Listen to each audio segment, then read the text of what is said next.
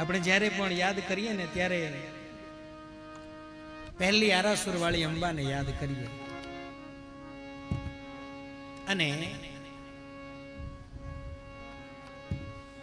આરાસુર છે ને એ અંબાજીને પણ કહે છે, પણ આરાસુર છે ને એ જંગલમાં છે. આબુ રોડ થી આગળ અંદર જાવ ને એટલે અંબાજી થી 60 કિલોમીટર અંદર આરાસણા નામે ગામ છે. અને ત્યાં જગદંબાનું આદિ પ્રાગટ્ય છે. હાલ પણ ત્યાં માતાજીનું યંત્ર અને રાત્રિ નિવાસ વર્જ્ય છે. ત્યાં રાત્રે રોકાવાતું નથી.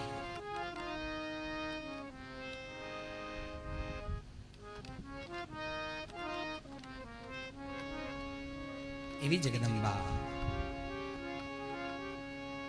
અને અત્યારે હાલ તો 51 શક્તિપીઠો ગબ્બર ઉપર શોભી રહી છે. અને એમાંય મારી જ્યોત અખંડ ઝળહળી રહી છે. દરેક પીઠમાંથી લાવી અને ત્યાં જ્યોત પ્રજ્વલિત કરવામાં આવી છે.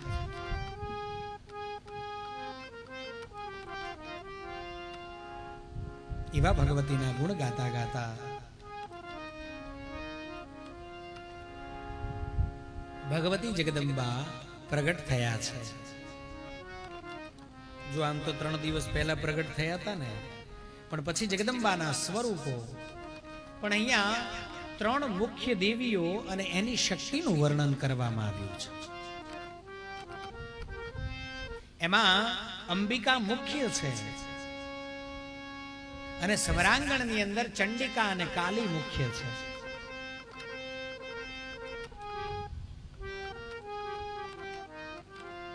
અંબિકા આ સર્વે શક્તિઓની અધિષ્ઠાત્રી છે.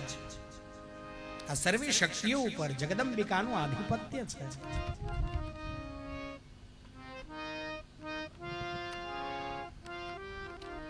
કેટલા દૈત્યોનો સંહાર કર્યો ગઈકાલે?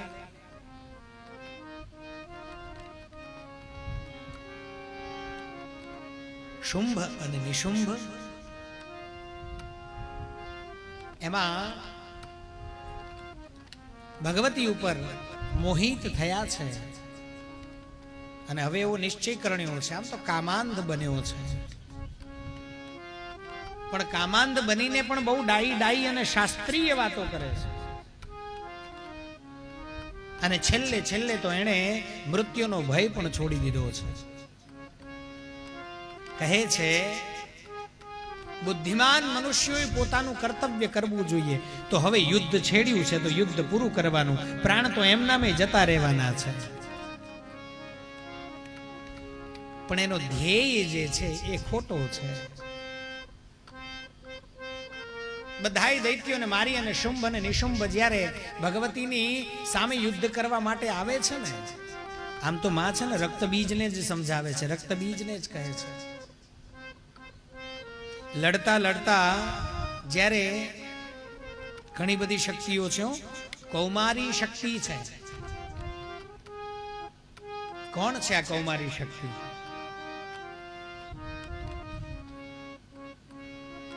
કુમાર કાર્તિકેયના જે અર્ધાંગિની છે કૌમારી. વૈષ્ણવી શક્તિ છે એટલે સાક્ષાત મહાલક્ષ્મી.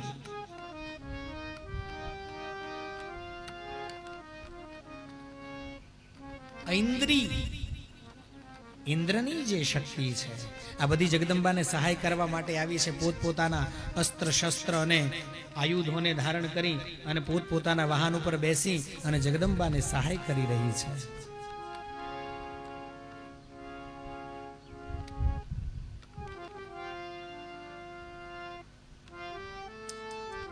ચંડ અને મુંડ જ્યારે મરાયા બીજી વાર, એ પ્રસંગ થયો કે દૈત્યોએ સમરાંગણ છોડ્યું અને જે ભય એના હૃદયમાં બેસી ગયો હતો ને, એનાથી આવી અને શુંભને કહેવા લાગ્યા છે,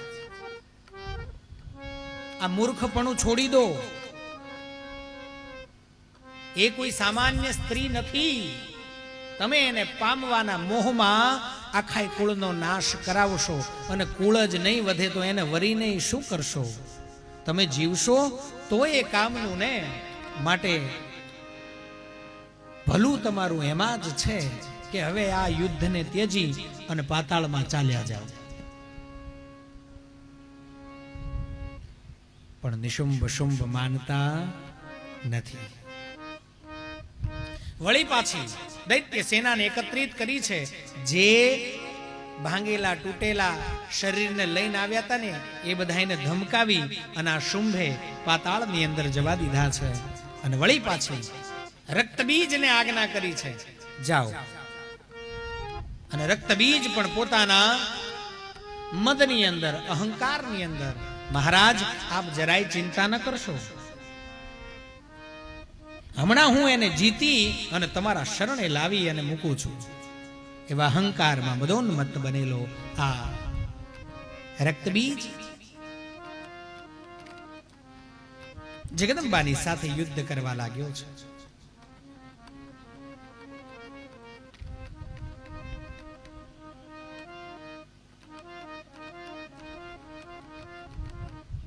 થોડી વાર જગદંબા બાણોનો પ્રહાર કરે છે. થોડી વાર દૈત્ય સેનાઓમાંથી બાણોના પ્રહાર આવે છે. અનંત અનંત આયુધોને ધરનારી ભગવતી એ તમામ શસ્ત્રોને વિફળ કરે છે.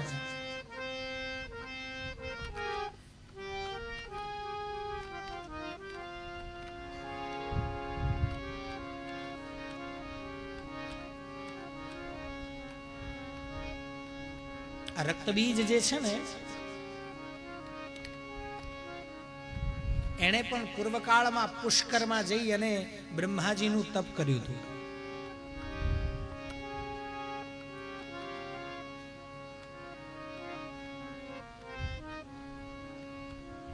હતૌ તૌ દાનવૌ દ્રષ્ટવા હતશેષાશ્ચ સૈનિકાઃ પલાયનમ તતઃ કૃત્વા જગ્મુહુ સર્વેન્દ્રપમ પ્રતિ. હતૌ તૌ દાનવૌ, હતૌ એટલે બે, તૌ તે બે જણા, દાનવૌ એટલે દૈત્યો. કોણ? ચંડ અને મુંડ મરાયા. ખબર પડી. હતશેષાશ્ચ સૈનિકા, જે બાકી રહેલા હતા એ બધાએ દૈત્ય સૈનિકોને પણ મરેલા જોયા. એમાંથી જે વધ્યા હતા પલાયનમ તતઃ કૃત્વા, ત્યાંથી ભાગી ગયા છે. જગ્મુહુ સર્વેન્દ્રપમ પ્રતિ, અને વળી પાછા જે વધ્યા હતા એ યુદ્ધના મેદાનમાંથી પલાયન કરી ભાગી અને નિશુંભની પાસે આવ્યા છે. હે પ્રભુ,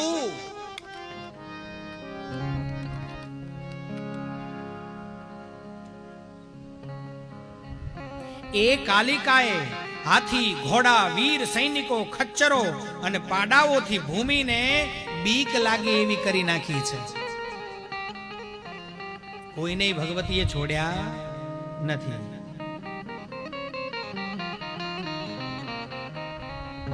માટે માની જાઓ એ જગદંબાની ક્રોધિત મૂર્તિ આપણા સર્વનો નાશ કરશે. તમે એને જોઈ નથી એટલે તમે આવી રીતે વર્તન કરો છો. એક વાર જો એને જોઈ લેશો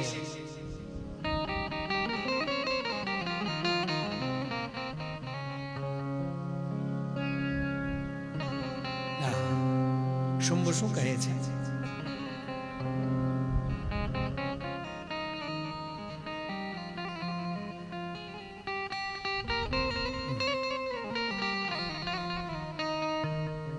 શુંભ કહે છે હાર અને જીત છે ને એ પ્રારબ્ધને આધીન છે.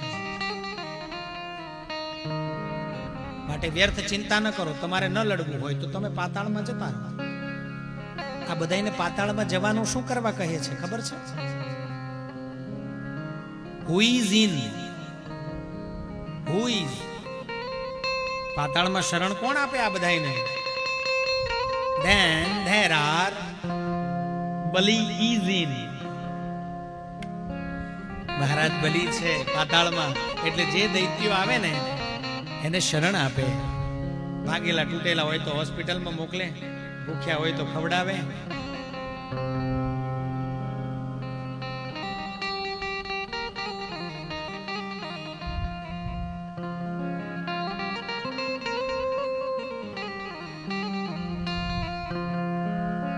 પીઠ ઉપર બેસીને કહું છું, આ બ્રહ્માંડમાં જો કોઈનું શરણ લેવા જેવું હોય તો એ આ 8 ભુજાળી છે જગદંબા. બીજા કોઈનું શરણ સેવવાની જરૂર નથી. તન ઢાંકવાને જેણે આબરૂ દીધી છે, વસ્ત્ર દીધું છે, ભરપેટ ખાવાને જેણે અન્ન દીધું છે,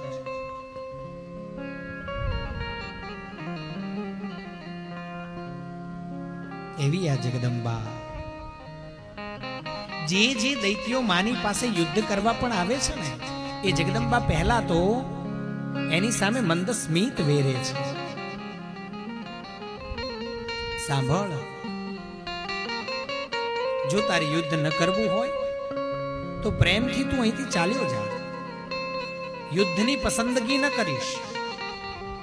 પણ જ્યારે પેલો દૈત્ય માને નહીં અને એની જીદ કરી અને બબડવા મંડે, ગમે તેમ બોલે, આન પછી જગદંબા એ સ્મિતને છોડી દે અને અટ્ટહાસ કરવા લાગે છે.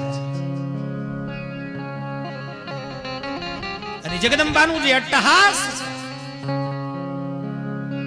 એનાથી દૈત્ય સૈન્ય ધ્રુજવા લાગે છે.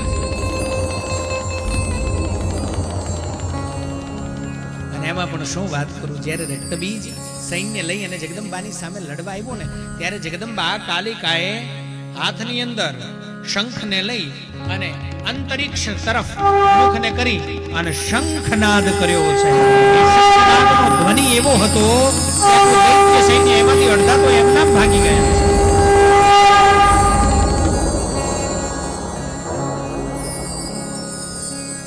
આ દૈત્યો જે શુંભની પાસે આવ્યા છે ને, એ શુંભને કહે છે, બ્રહ્માજી પાસે જ્યારે તમે વરદાન માંગવા કહ્યું, બ્રહ્માજીએ કહ્યું માગો તમારે શું જોઈએ છે. અને એ વખતે તમે કહ્યું અમરત્વ પ્રદાન કરો, અને ત્યારે બ્રહ્માજીએ ના પાડી અને તમે કીધું કે કઈ વાંધો નહીં, આનાથી ન મરું, આનાથી ન મરું, આનાથી ન મરું, આનાથી ન મરું. આવું બધું તમે માગ્યું ને, અને એટલા માટે જ બધાએ દેવતાઓએ ભેગા થઈ અને આ સ્ત્રી કે જેનાથી તમે મરવાના છો એનું જ પ્રાગટ્ય થયું છે. એટલે સમજી જાઓ, તમે નથી માગ્યું કે હું કોઈ સ્ત્રીથી ન મરું. તમારા મનની અંદર એ વખત એવો વિચાર હતો કે અબળા મને શું મારવાની. અને અત્યારે પેપરમાં રોજ આવે છે અબળાઓ જ મારે છે.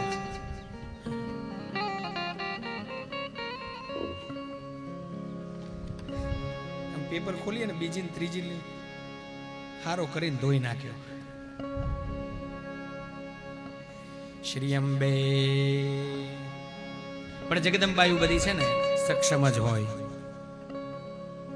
પણ જગદંબાયુ કહીએ ને એટલે જગદંબા જેવો વિવેક પણ હોવો જોઈએ, એના જેવી સમજણ પણ પ્રગટવી જોઈએ. કારણ કે આપ બધા પણ એની જ શક્તિ છો. આપ પણ બધાય શક્તિ સ્વરૂપ છો.